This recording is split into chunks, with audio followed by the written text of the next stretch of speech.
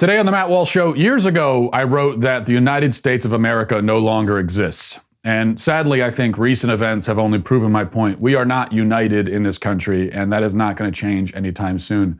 So what does that mean, and where do we go from here? What's just the reality of the situation? We're going to talk about all that today. Also, 5 headlines, including, you may have heard of those insurrectionists who are taking over parts of Seattle. Well, now they're trying their hand at building a self-sustaining commune, but these are all a bunch of city dwellers who have no survival skills whatsoever. So it's going about as well as you might imagine. And later, we're going to play a new game that I invented called the Cringe Challenge. It's a very difficult game, sort of a harrowing game to play. And the winner loses, really. But we're going to play that today. All that's coming up. Stick around for that. But first, you know, these days when it's difficult to get together with the people you love and you know, maybe you haven't seen some of your relatives in a while, that's why it's even more important. I think what Paint Your Life offers is even more important because you can feel like you're together even when you're not. If you're looking for a way to feel connected to loved ones when you can't be near, you've got to try paintyourlife.com. You get a professional hand-painted portrait created from any photo at a truly affordable price. We've done this ourselves. We've got a great painting from a photo of our kids. It's hanging proudly in our living room. We really do love it. You know, it is great. I can't say enough good things about it. It's a very user-friendly platform. It's a sort of a hands-on process where you obviously pick the picture you want. And throughout the process, you know, you're going to give your feedback. If you want things to be changed, they'll change it. They're very receptive to that and responsive as well. And in the end, what really matters is that this is a professional, real artist making this painting for you, and it's just beautiful. At paintyourlife.com, there's no risk. If you don't love the final painting, your money is refunded, guaranteed. And right now, as a limited time offer, get 20% off your painting. That's right, 20% off and free shipping. To get this special offer, text the word Matt to 64,000. That's Matt to 64,000. Text Matt to 64,000. Paint your life. Celebrate the moments that matter most. All right, so I want to have a conversation, something I mentioned on the show at various points a few times in the recent weeks. But now I want to dig into this and really talk about it in depth. But to do that, I have to go back to something that one of the first articles I wrote, actually, for the Daily Wire was a typically optimistic and cheerful piece titled "The United States of America No Longer Exists." And at the time, it was not met with a very warm reception from a lot of readers. And I kind of understand that because, number one, I had just started at the site. So I think a lot of people, they didn't know who I was. And they thought, who is this guy? Who is this guy coming in here? One of the first things he tells us, the United States doesn't exist. It was a tad bleak, I admit. 3 years later, it brings me no pleasure to say, I told you so. Usually one of my favorite things to say. My wife will tell you. But in this case, not so much. My basic thesis in that piece was that our country, though existing still as a legal and geographic entity, cannot be meaningfully described as united. So the United States of America no longer exists, except in name. We have nothing but the law and the land holding us together. And that is not enough to make a nation, to make a people. There needs to be something else, some uniting principle, some defining commonality that binds us. If we are going to be united, we must be united around something and by something. Today, 3 years later, all of that holds true, only more so. The key difference between now and 3 years ago is that, you know, arguably we no longer even have the law holding us together. Between the unconstitutional lockdowns and the sudden abandonment of those policies in order to allow rampaging mobs to wreak havoc in the streets for weeks on end, the rule of law has broken down. And with our borders still about as porous as they've ever been, you know, it's hard to say that we are meaningfully united even on a geographic level. So with these two pillars crumbling, pillars that were already insufficient in themselves to keep a country together, what's left is the question. Many nations around the world and throughout history have been held together by the bonds of their common heritage, ancestry, language, tradition. These are the kinds of things that for many countries, that's what makes it a country. Now, the United States has always been different in these respects, but we once did have a common language and at least a few cultural traditions that we all had in common. Now, though, it's ethnocentric and xenophobic and racist to expect immigrants who come to this country to learn the language of the country they're immigrating to. As for traditions, our national holidays like Thanksgiving and Columbus Day have been abolished in many quarters, and that trend is rapidly gaining speed. The trend is going in the direction of it happening more, not less. No doubt Memorial Day and Independence Day will be on the chopping block soon enough.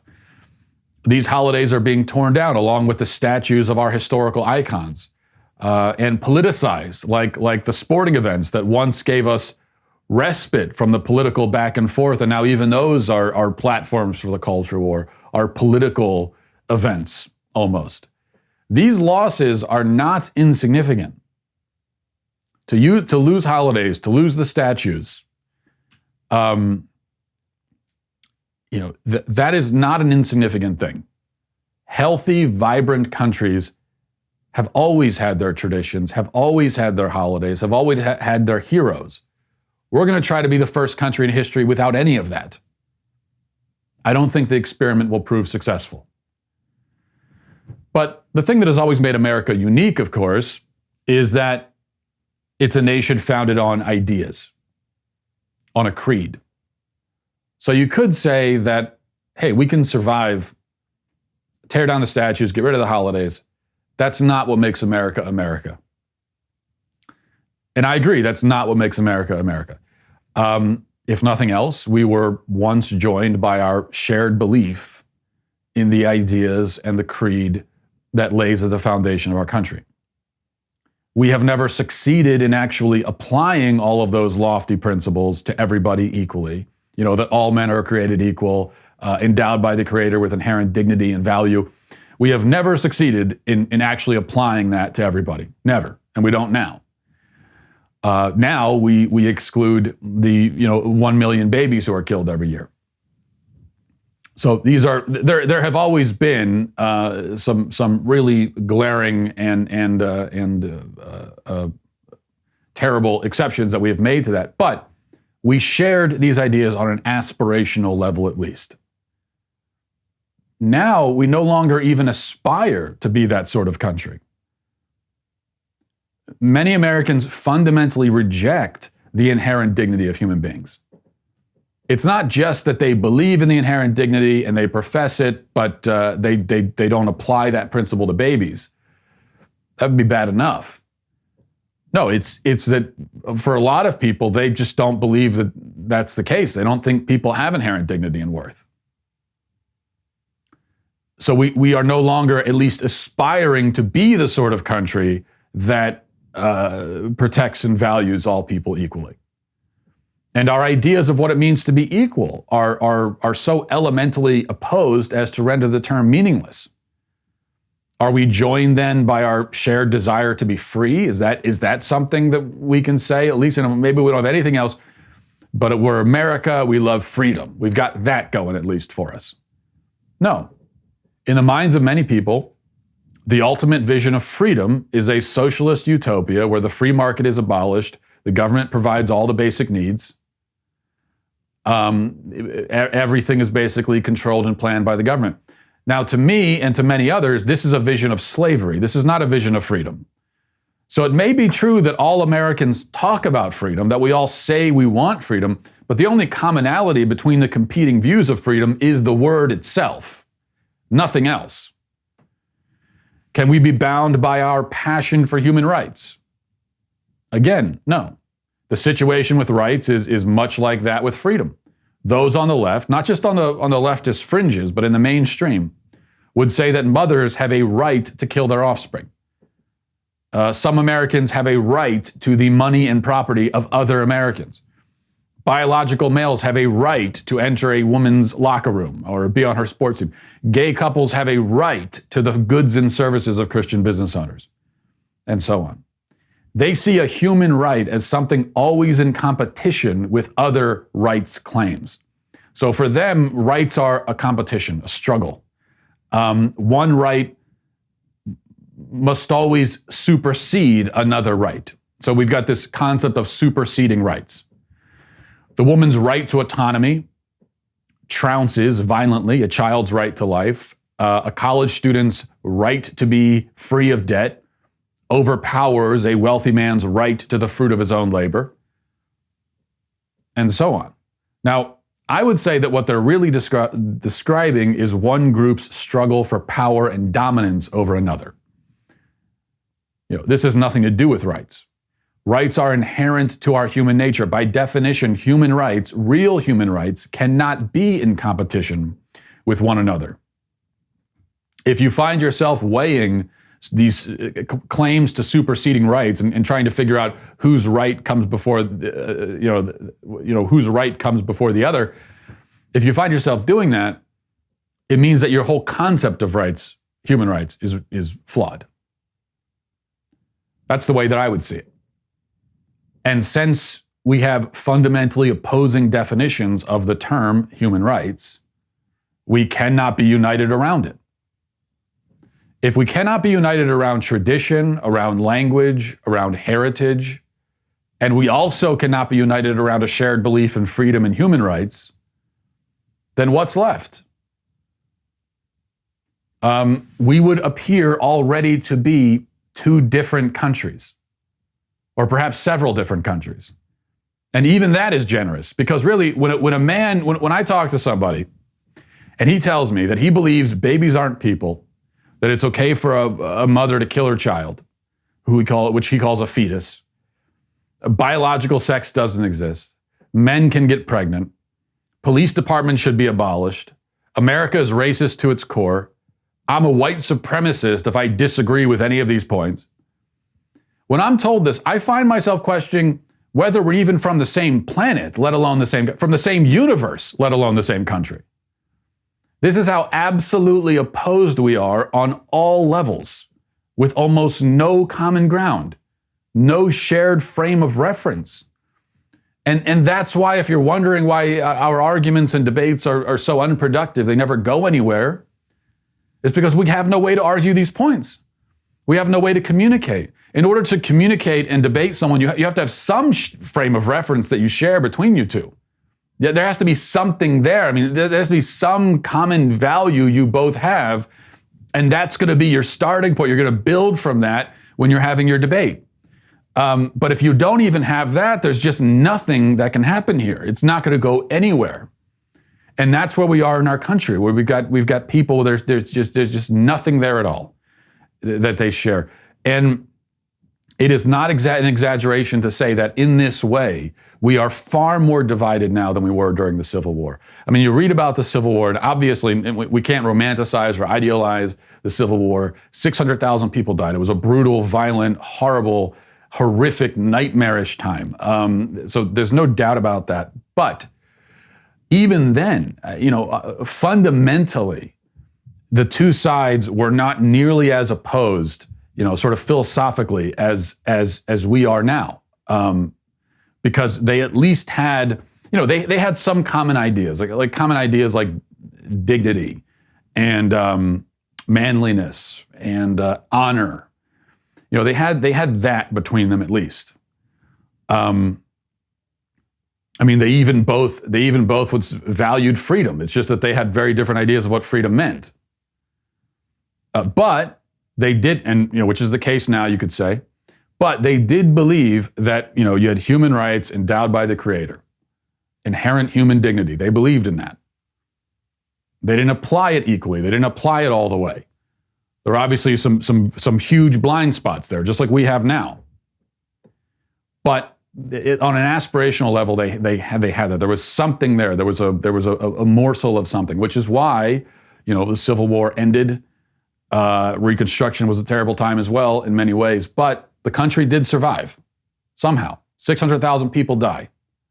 Brutal, violent. It was the worst war we've ever seen, still to this point, in America anyway. The deadliest war. It survived. And America went on to become a powerhouse. How did that happen? I think one of the ways it happens is that there was at least some commonality, some shared uniting principles that they had, as opposed as they were on so many other things.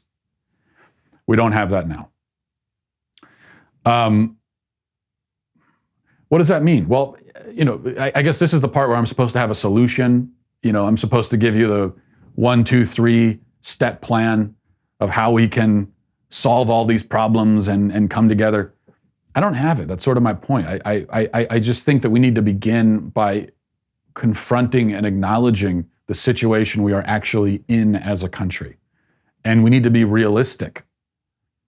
And so if you're sitting there calling for unity and saying we need to put our differences aside, it's not going to happen. It can't happen.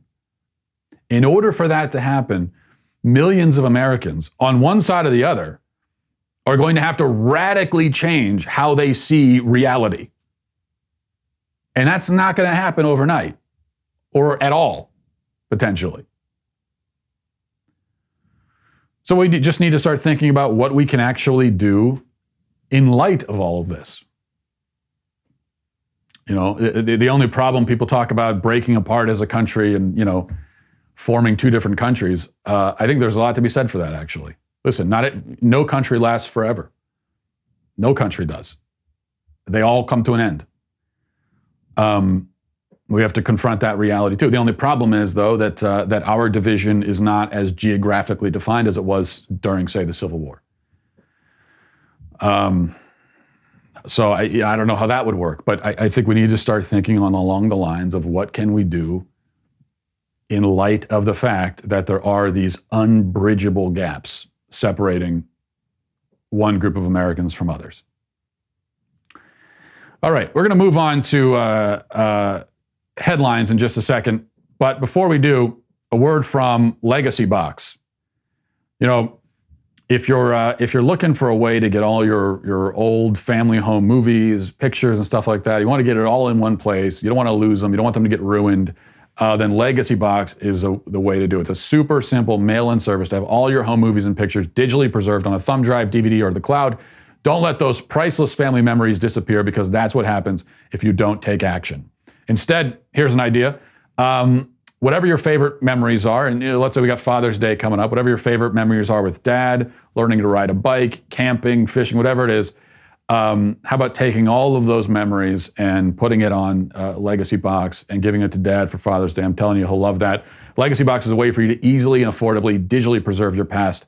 The process, again, is the word we keep coming back to is easy. It's an easy process from start to finish. I've done it myself, and look, if I can do it, then you can do it. Get started preserving your family's legacy today. Go to legacybox.com/Walsh to get an incredible 50% off your first order. But today, to take advantage of this exclusive offer, send in when you're ready. Legacy Box is great for you or someone you love. So if you buy today, you don't have to send in right away, but you're taking advantage of the offer now while you can. Go to legacybox.com/Walsh and save 50% off while supplies last. Okay, headlines. Number 1, Antifa people in the so-called autonomous zone are making a stab at self-reliance. They've started a little farming project. Take a look at the picture here. Isn't that the saddest thing you've ever seen? And look at the guy sitting there watching the plants, expecting like an entire large salad to just sprout out of the ground all at once. But so they've got topsoil on top of cardboard, and that's where they're starting it. But then it looks like they've got some of the plants that aren't actually planted. They're just sitting on the top of the soil. Maybe that's what they think topsoil means. It's topsoil, so you just put the stuff right on top. And then you see in the back there, they've got that little watering can. They're going to try to keep this whole plot watered with a little plastic watering can. Like the thing that my daughter uses to water the garden because she wants to feel like she's helping. And the problem is, even if all those crops come up, which they won't, you've got enough food there to maybe feed 3 people in a couple of months. In late August, there will be enough food for 3 adults to have a couple slices of tomato, handful of lettuce, a cucumber. So this is pretty pathetic. You almost feel sorry for these city slickers play acting as survivalists. And here's the thing. If you're really serious about this and you want to have your own commune, your own little community, and you want to be relatively free of government interference, and you really just want to be on your own, make your own rules, I respect that. Actually, I got nothing but respect for that. You want to drop off the grid, do your own thing, say screw you to modern society. I love it. I think it's a great idea.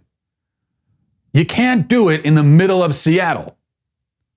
Okay, that's not what you do. If you're serious about it, go off into the wilderness. There's a lot of wilderness still left in America. And you could go off into the woods somewhere, into the mountains, into the desert, wherever you want to go, and take a stab at it. And if you do that,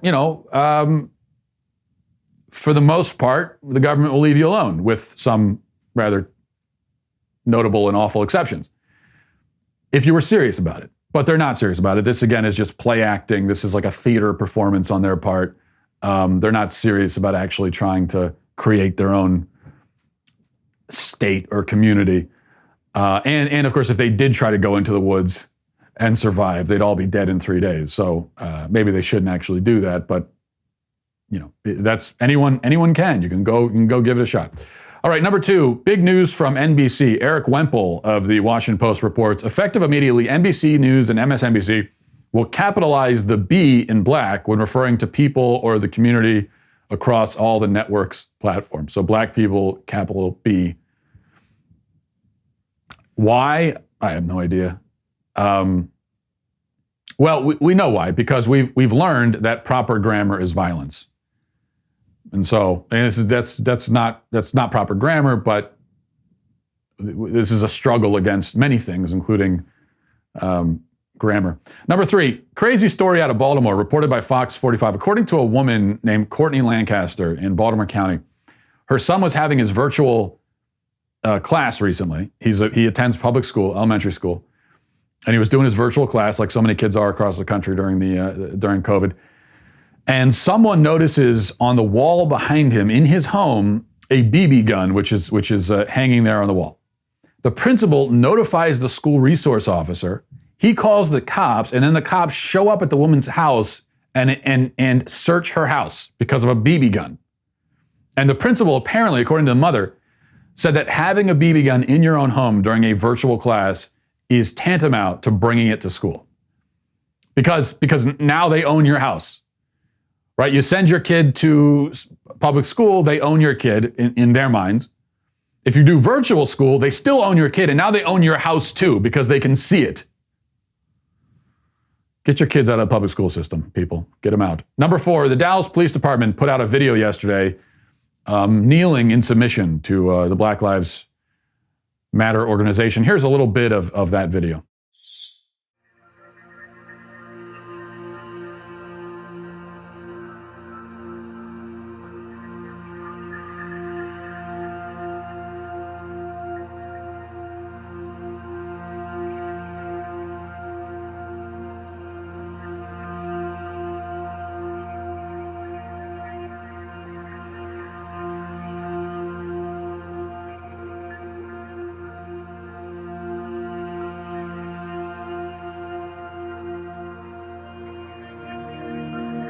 Hate in your heart for people of color, get over it. Okay? Because this city is a minority majority city. And this city is a city where blacks and whites and browns and legal and illegal all get together because we judge each other by the content of our hearts.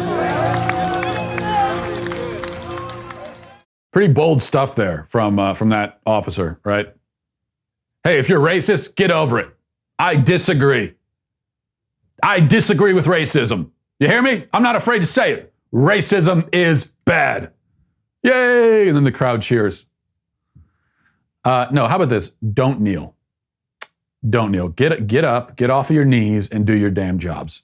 How's that for an idea? Enforce the law. You can't do it from your knees. Get off your knees, stop embarrassing yourself, and do your job. Protect the community. That's what people want. That's what communities want.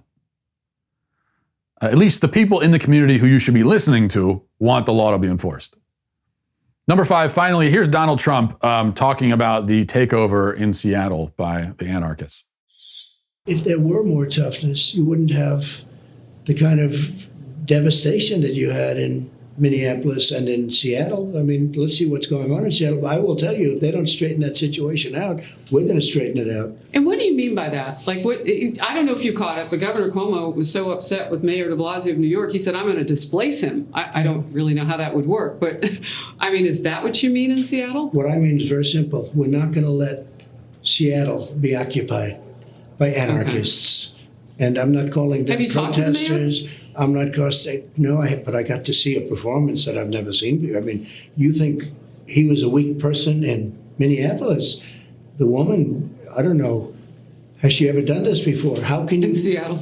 Oh, it's pathetic. I like what he says there. Of course, a lot of people on the left are upset, as always. Every time he opens his mouth, they're upset. But I like what he says there. Sounds good to me. The only problem is with Trump, oftentimes, the problem is when it comes to actually doing it. So I like what you're saying.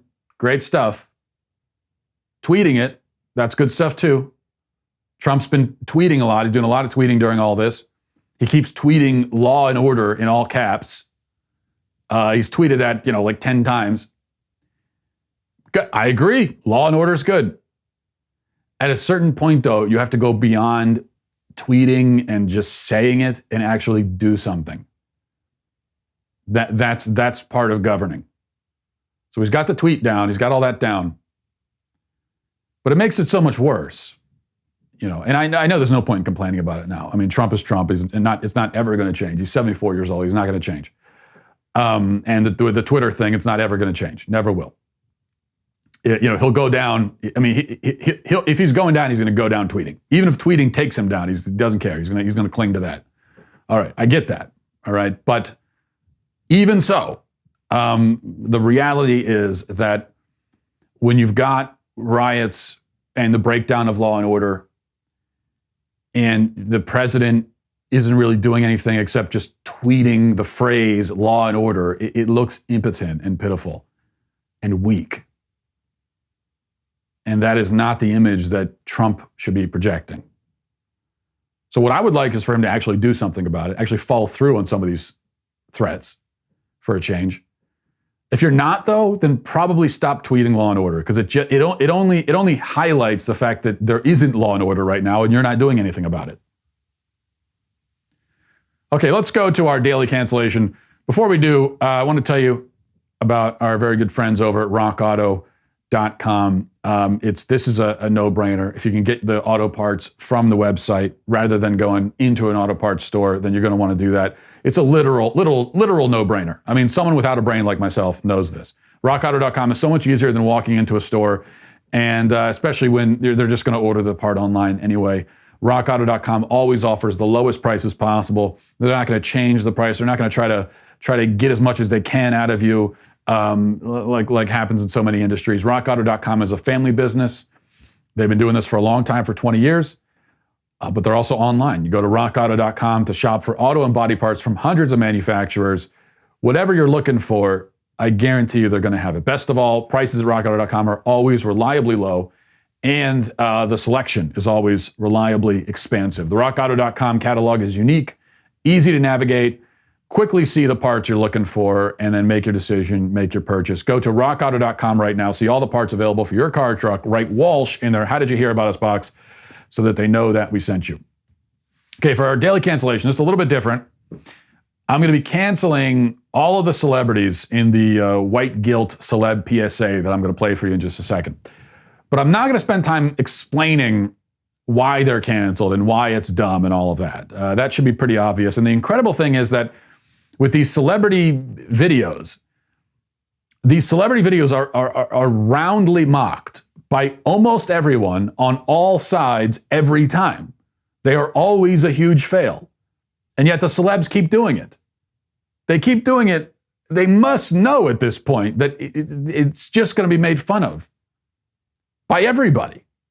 Not just conservatives, everyone. In fact, I started the show talking about there's nothing that binds us together and unites us. This might be the one thing left, is that we all hate celebrity PSAs. This is the one thing holding us together, which means probably they should keep doing it. This is the only thing stopping us from a full-on civil war, is that at least we have this in common. Now, what I'd really like to do then is a little game, a little challenge I came up with called the Cringe Challenge. The game is to watch this video for as long as you can until the cringe factor is overwhelming, and you have to stop it for fear that you might die of secondhand embarrassment. Now, I warn you, this is not for the faint of heart. If you've seen any of these celeb PSAs in the past, you know how cringy they get. This one is way worse. Okay, this is the ultimate right here. This is expert level cringe challenge. So if you've never played the Cringe Challenge, we're going to be jumping into the deep end with this. It's a dangerous maneuver, but I think now's the time to do it. So we're going to watch it together. I'll see how far I can go. And one note about the rules, okay? You can try multiple times to see how far you can make it, but if you have to stop, then you have to go back to the beginning and do it all from the beginning again. Those are the rules. Sorry, I don't make them up. Actually, I do make them up, but still, those are the rules. All right, so let me pull the video up. Okay, we're gonna watch this together. It's 2:06, the video's a little bit over 2 minutes. Can we get through the entire video? Let's see. All right. I take responsibility. I take responsibility. I take. Okay, I gotta stop already. I gotta stop already. That Aaron Paul, the pause there, the pause with the hands like this. Oh man, the pause did me in. I couldn't even. What was that? 4 seconds? 5 seconds? And that's Aaron. That's Jesse Pinkman. It kills me that Jesse Pinkman is being corny right now. Why did Jesse E2 Jesse Pinkman? Okay, we're gonna try again. Let's give this another shot. All right. Let's go. I take responsibility. I take responsibility. I take responsibility. I take responsibility for every unchecked moment. For every time it was easier to ignore than to call it out for what it was. Every not so funny joke. No, stop. I can't do it. Every not so funny joke. Oh man, that guy. Who is that guy? Who is that? I don't even know who these people are. I can't even I don't know who these. Jesse Pinkman I recognized. Is that Justin Thoreau? Is that who that is? I don't know. Anyway, that's a tough one. That's a tough. He's got the finishing move, doesn't he? What is that? 20 seconds. He's coming in. I mean, that's a hard one to get past. Okay, let's try again. We'll try one more time. I know I can do better than this. I've been watching cringe comedy, like The Office, a lot of British comedy, Ricky Gervais. Now, I've been watching cringe comedy my whole life. I thought that this would prepare me for this moment, but it turns out that it's different at game speed. When you're actually doing it in real life, it's a lot harder. So, all right, let's try again. I take responsibility. I take responsibility. I take responsibility. I take responsibility for every unchecked moment. For every time it was easier to ignore than to call it out for what it was. Every not so funny joke. Every unfair stereotype. Every blatant injustice, no matter how big or small. Every time I remained silent. Every time I explained away police brutality. Or turned a blind eye. No. I'm done. I can't do it. The pauses. It's the dramatic pauses that's the cringiest thing somehow. It's not what they're saying. It is what they're saying. I mean, it's everything about this. The music, the black and white, everything. Those dramatic, theatrical pauses they keep taking. Oh. Yeah, that's it. 36 seconds. I'm a failure. I can't do it. All right, that's the best I could do. I kind of want to. Let me just keep playing a little bit. I'm not going to go. I'm going to break my own rules because I can break my own rules. I'm going to play a little bit more of this just to. The game's over. I already lost, but I want to see what else I do want to see, who is this right here that we're looking at? I don't know, but I want to see what she has to say. We'll just go a little bit further into this. I take responsibility. Black people are being slaughtered in the streets, killed in their own homes. These are our brothers and sisters. Our friends, our family. We are done watching them die. We are no longer bystanders. We will not be idle. Enough is enough. I will no longer allow an unchecked moment. I will no longer allow racist, hurtful words, jokes, stereotypes, no matter how big or small, to be uttered in my presence. Okay. All right, that's it. We're good. We're fine. I've done enough. To be uttered. We're no longer allowed to be uttered in my presence. Why did he say it like that? And the thing is, they're reading. You can tell they're reading a script. They couldn't even memorize their lines. I will no longer allow racism to be uttered. It won't be uttered. No. All right. That's it. That's the most I could do. I told you that's a tough one. But that's too. If you want to go on your own, try. It's. If you want to play this game at home on your own and see if you can get through all 2 minutes, let me know if you could do it. I want to move on to emails. Haven't read emails in a while, and we're going to do that in just a second. But first. The Daily Wire Reader Pass we've been telling you about, 99 cents right now to get a Reader Pass if you do it right now, because there's so much going on in the news. And if you want to get that in-depth analysis from the Daily Wire, cut through all the liberal BS, then you need to get a Reader Pass. Now, the membership tier is already a bargain at $3 a month, but if you join today, you get your first month for 99 cents. You also get access to our mobile app and receive push notifications for breaking news and special content, as well as you join the community of Daily Wire members who are actively commenting and discussing our content with each other. That's mobile ad-free access to all of the Daily Wire news, exclusive op-eds, and more on our mobile app, all for the low price of $1. Best of all, your dollars are getting you the news you need without the leftist spin. So go to dailywire.com/subscribe right now and begin. Okay. We haven't done a lot of emails in a while, so I want to read a couple of them. You can email the show by becoming a Daily Wire member as well. That will give you access to the mailbag. And this is from Ron. Says, Matt, first I would like to let you know how much I enjoy your show. Your common sense approach is refreshing. On today's show, you mentioned the Gulag Archipelago was Solzhenitsyn's magnum opus, and then said he had many great opuses. Opai, maybe, is the plural of that. I just about fell out laughing. I live in Japan, and opai is the Japanese word for breast, specifically female breast. So what went through my mind was he had many great opai. I just thought it was funny and that you may appreciate the humor. Well, Ron, no, I don't appreciate the humor at all. I knew that opai was the word for female breasts in Japanese. I am fluent in Japanese, okay? But this was a test. I was testing you to see how enlightened and tolerant you are. And, sir, you failed miserably. There should be nothing funny to you about a man like Solzhenitsyn having many great female breasts. Why is that funny? Let's say Solzhenitsyn had 2 female breasts. Maybe he had 3, maybe he had 1. Maybe he had 7.5. It's up to him, okay? This is his life. It's his choice, his truth. If he wants to have 7.5 female breasts on his body, who are you to say he can't? The fact that you would laugh at something like that is shocking, outrageous, and I find your cruelty to be traumatizing for me. I can only imagine how Solzhenitsyn must feel, even though he's dead.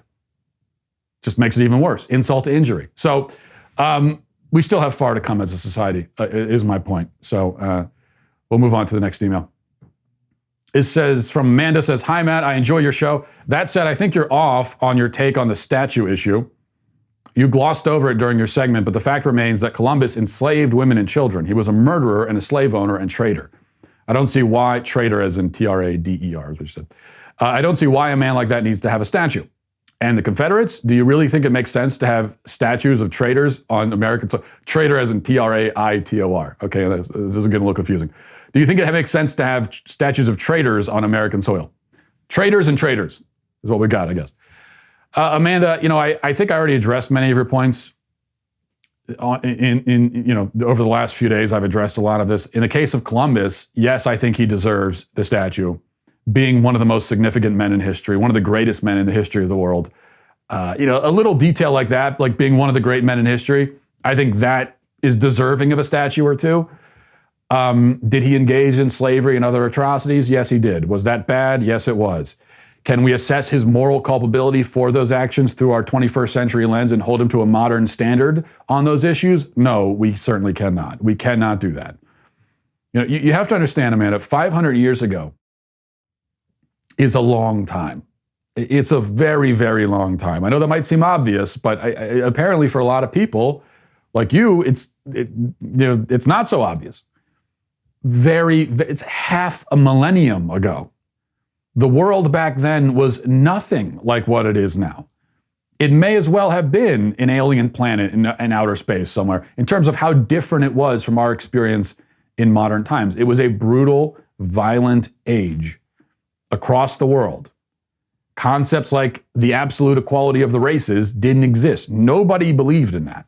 I mean, not a single person who existed in 1492 would pass as racially enlightened and woke by our standards today. Not a single person. And all of the great men everywhere in all parts of the world were by necessity hard-bitten, violent, tough, cruel. We could shake our heads about that now, but we do it from the comfort of our modern life, enjoying the fruits of the labor done by those men. We have the benefit, the luxury, the privilege to be scandalized by the brutality of older times. They didn't have that privilege. For them, it was reality. That doesn't excuse anything. We're not talking about moral truth. We're talking about moral culpability. I'm not saying that slavery was morally okay back then, just because most people thought it was. I'm saying the moral culpability, when we assess the moral culpability of someone, someone who owns slaves, if your neighbor Jim was found to have been owning slaves that he had tied up in his basement or something, he would be much more morally culpable for his slave ownership than a person 500 years ago would be. And I think that's just undeniable. Any thinking person must realize this. And so, we have to judge everyone through that lens, Columbus included. Now, one other point, though, a different point. You're arguing that these statues shouldn't exist. That's what you're arguing. You're saying that they shouldn't have the statues. That's different. There's a distinction here. That's different from arguing that they should be torn down. So maybe you see the difference. I would say statues are all about symbolism. Tearing a statue down is symbolism. There's symbolism in that, especially when an angry mob tears it down illegally. There's a lot of symbolism in that. What I would say is that the symbolism of tearing down a historical statue, particularly when it's a mob doing it, is terrible, awful. And so for that reason, I think, a reasonable person could be of the opinion that a particular statue isn't great and they don't love it and they wish that it was never put up, but they are not in favor of it being torn down. I think that's a position a person could take. That's not my position when it comes to Columbus. I like the statues and think they should be up. If it were up to me, I'd put them up. But there's just it's one thing if you're part of a community and they're talking about putting a statue up that isn't up yet, and you don't like the statue, and so you're saying, no, don't put that statue up. That's a very different argument from saying, this statue's been up for 100 years, let's tear it down. Especially when it's part of a hysterical rush, a panic to tear down statues all across the country. These are not isolated incidents. This is happening all across the country. And what is the symbolism in tearing all these statues down all at once across the country at the behest of the mob? The symbolism is one of affirming mob rule. It's one of condemning completely our historical, who were once our historical heroes. When you tear down Columbus statues all over the place, the message you're sending is not that, okay, we need to have a more nuanced view of Columbus. I mean, there were a lot of bad things that he did. We need to also be talking about that. That's not the message. The message is this was a scum. He was dirt. He's nothing. We shouldn't even remember him. That's the message you send when you tear him down all across the country. That's a terrible message to send. If we want to have a more nuanced perspective on the people who pioneered and founded and shaped Western civilization and later on the United States of America, I'm all about that.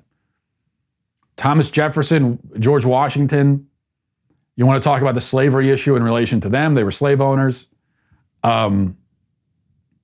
Yeah, I'm fine with that. These were not perfect men. They weren't saints. I don't think any church anywhere is canonizing these people. So I'm fine with that, but tearing down the statues is not what you do in order to begin a nuanced conversation. That's what you do when you are condemning totally these people and throwing them on the ash heap. And that I oppose, absolutely oppose. We can't do that. All right. I had a couple others here, but I'm long-winded as usual, so we'll have to save those for later. And I hope you guys have a great weekend. Godspeed.